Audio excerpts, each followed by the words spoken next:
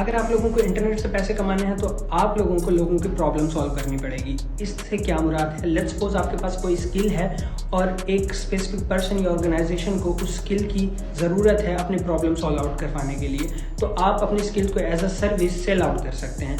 अगर आपके पास कोई सर्विस नहीं है तो आप एक अच्छा स्किल सीख सकते हैं और उसकी बेस पे आप डिफरेंट प्लेटफॉर्म्स पे जाके अपनी सर्विसेज को सेल आउट कर सकते हैं। बहुत सारे टिकटॉकर्स, यूट्यूबर्स आपको ये बता रहे होते हैं कि कॉपी पेस्ट करके हज़ारों डॉलर कमाएं और आप लोग जस्ट सिंपली ऐप इंस्टॉल कर लें और आप घर बैठ के पैसे कमा सकते हैं। तो ऐसा बिल्कुल नहीं होने वाला, ये टोटली फेक होते हैं। इस तरह की चीज़ों में ना पड़ें, सिंपल एक अच्छा स्किल सीखें। अगर आप एक अच्छा स्किल सीखना चाहते हैं तो मेरे यूट्यूब चैनल आप जाके चेकआउट कर सकते हैं।